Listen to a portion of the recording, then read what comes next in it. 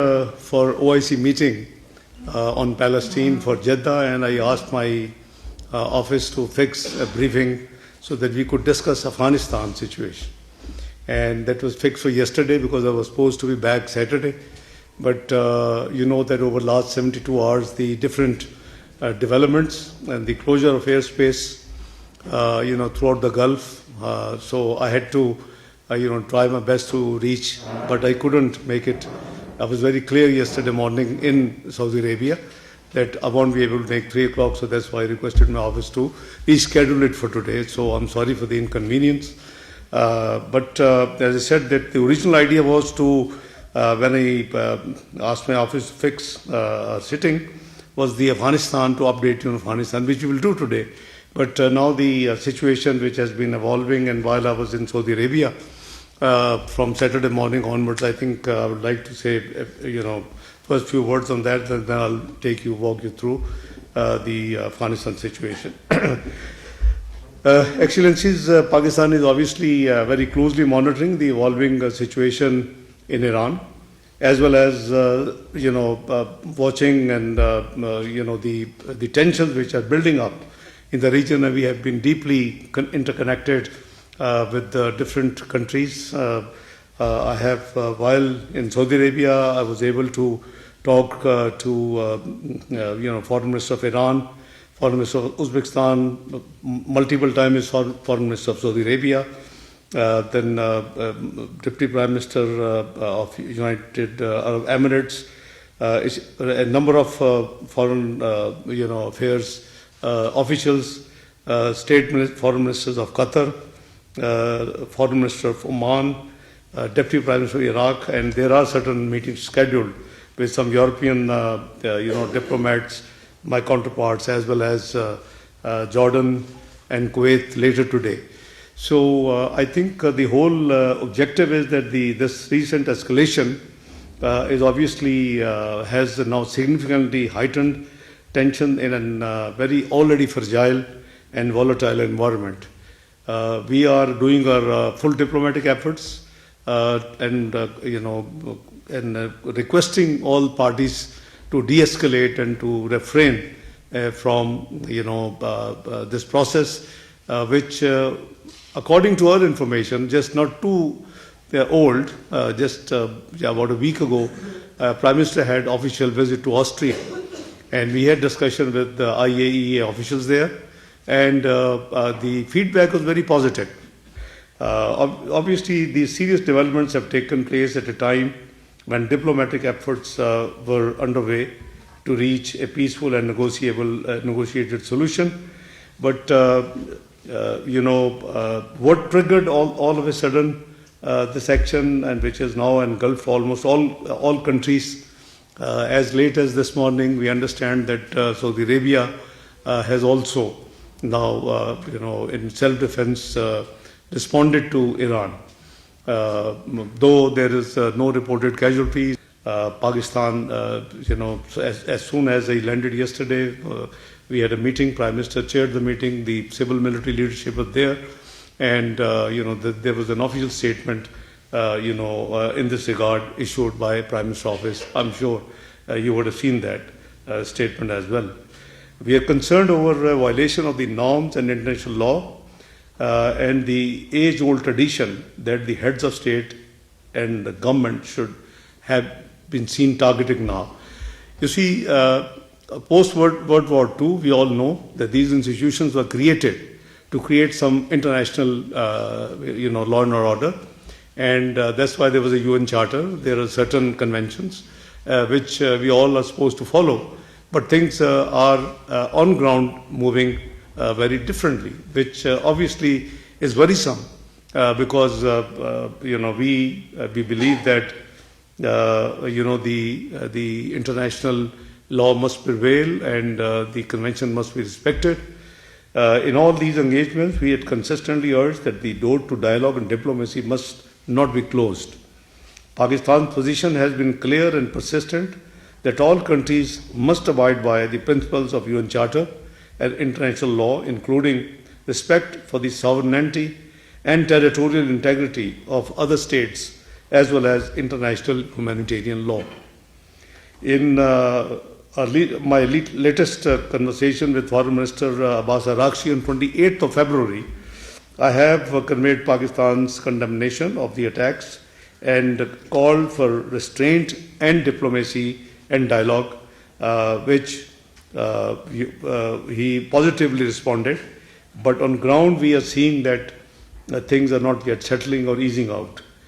In the emergency meeting of the UN Security Council held under the agenda the situation in the Middle East, held on 28th of February, Pakistan permanent representative at the UN has also reiterated Pakistan's condemnations of the attack in Iran. I have also spoken with, as I said, different foreign ministers in this regard, and I think I haven't talked to anyone who disagrees that the dialogue and diplomacy is the only way forward. Not only for this region, but wherever there is any conflict, there are forums available. There are systems in place. Post World War II. So it seems to be a very, very turbulent time in the diplomatic space and diplomatic world, which we all need to work together to bring it back to the original, the agreed principles to move. Pakistan also stands in full solidarity with all our brotherly countries and underscores the need to exercise maximum restraint. That is the message we have been giving to whosoever Prime Minister speaks, whosoever I speak, or whosoever Field Marshal Sayyid Asim Munir speaks to his counterparts on the defense side. We acknowledge that the main target of Iran's retaliatory strikes were in self-defense, but Pakistan deeply regrets and condemns these strikes on the brotherly countries, including Saudi Arabia, Bahrain, Jordan, Kuwait, Qatar, and UAE, and Oman. We can't have double standard. As I said, that we were the first ones. I was in Saudi Arabia, and the moment I got this news, my office, I talked to them, and they issued more of a statement condemning it. But within no time, we then found a number of attacks, obviously in self-defense, but that compounded and complicated the situation on the ground. So anyway, they are a sovereign state, and it was their decision. They say that we have not attacked those countries, we have attacked the American base there or their installation there. But there is still no justification because of the panic. See what's the turmoil in the entire region. We are seeing. I myself have to find ways and means to get back to the country, and the entire space in the Gulf states airspace was closed. So Prime Minister of Pakistan has expressed his deep regrets and calls to the leadership of the brotherly countries, as I said, almost all of them, Saudi Arabia, Qatar, UAE, Jordan, Bahrain, one by one, and it has been, requesting to please exercise restraint, don't react, and all this business. This last 72 hours developments are really very, very worrisome. In our outreach at the leadership level, we have called for an immediate halt to escalation through urgent resumption of diplomacy to achieve a peaceful, negotiated resolution to the crisis. Pakistan stands ready to extend our support towards peaceful resolution of outstanding issues. Incidentally, this, if you recall, this is the second round. The last round was in June last year. Then again, we did our complete efforts. Oman was the mediator, and again Oman is again mediator this time. And the talks in Geneva about a week, 10 days ago were going very positive.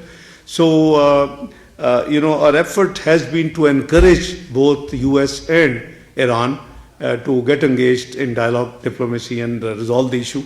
I won't walk you through the entire detail. We are privy to detail of the demands and the responses. We have been encouraging to make it viable, a win-win for both the United States and Iran. And I think we are very close, in counseling both countries on this subject. They were both positive, and they were both forthcoming. You see the The actions now, as I said, that Foreign Minister of Oman was absolutely satisfied. So was the authorities of IAEA, whom we met about 10 days ago during our official visit to Austria. So it is puzzling that what necessitated all of a sudden, a decision to attack. Anyway, Gulf countries host obviously millions of Pakistani nationals. We have a huge diaspora in almost in every country. The biggest ones are in Saudi Arabia and in UAE. So, you are already aware that in the attack in Abu Dhabi, unfortunately, one of our Pakistani, national was also martyred in that attack. Our missions in the region remain fully engaged with the diaspora and remain in close contact with local authorities for facilitation and with our Foreign Office, constant reach out to our missions and through the missions to the diaspora. We have also, issued advisory giving detail of all the countries and the diaspora the way they should get in touch. The crisis management unit has been activated in the Foreign Office here, as well as our missions in the entire region. Pakistan have always supported a cessation of hostilities, upholding the international law and principles of the UN Charter, resumptions of diplomacy to find a peaceful and negotiated solution. I would like to briefly share with you that all the efforts to bring peace, in the Middle East, particularly in Gaza, Pakistan has been a contributor in all those efforts, starting from formally and I would say seriously starting from 24th of September last year on the sidelines of UNGA, where 5 Arab countries, Saudi Arabia, UAE, Qatar, Egypt, and Jordan, and 3 Islamic countries, Pakistan, Turkey, and Indonesia. If we call it Group of 8 Arab Islamic countries, we had very meaningful engagement with President Trump on 24th of September. That was the only thing visible on the media. The rest of the efforts which followed that meeting obviously were off media. And that's which led ultimately, because it was decided that the 8 foreign ministers of the 8 countries who had dialogue on the sidelines of UNGA with President Trump and his team, and the agenda was only one, and that was bringing peace back to Gaza, settlement of the issue, and unhindered flow of human assistance, humanitarian aid, as well as the ceasefire immediate. Although we know that it led to Sharm el-Sheikh, the peace agreement signing, followed by in Davos, where the Board of Peace, signing took place, and now 19th of February, we had Board of Peace first inaugural meeting. So all these been attended by Prime Minister of Pakistan, and I accompanied him, and I think the things were showing very positive progress. We appreciate the efforts made by all concerned, particularly 7 other brotherly countries who have made equal effort with us to bring the Gaza issue to that point. I must also share with you that UK held, I think, very timely meeting in the UN Security Council. They had presidency this month, and I was invited by my counterpart, Excellency Ebert Coopers, to attend the UN Security Council meeting, which was the day prior to the Board of Peace meeting on 19th of February.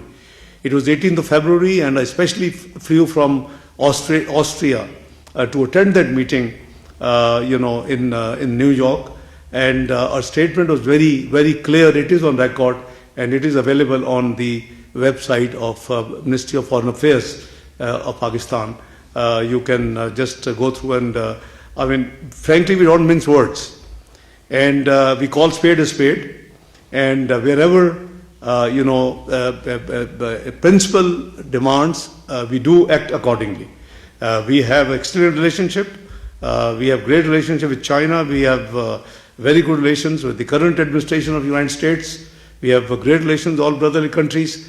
But I think unless we all believe and act accordingly, that the international law and the UN Charter and the conventions are to be respected and followed, I think then there will be no peace any part of the world. Maybe this time this region. I remember last year we had the presidency in July. We on purpose selected the theme for debate, which I chaired in UN Security Council meeting, was multilateralism, peaceful settlement of disputes.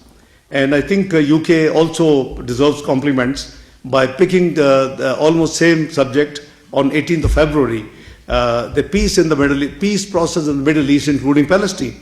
So I think these efforts need to be complemented. We should all get strengthened. We should all get united. And I'm sure the sense will prevail, and these institutions can surely work very effectively. So these are few ideas I just wanted to very frankly, because these are the latest development. As I said, the original idea of the Afghanistan, because there were some queries. The spokesperson of Foreign Office has been keeping everybody updated on weekly briefing. But then my team asked me that I should also brief and have a sitting with you on Afghanistan. So I think, having talked about the recent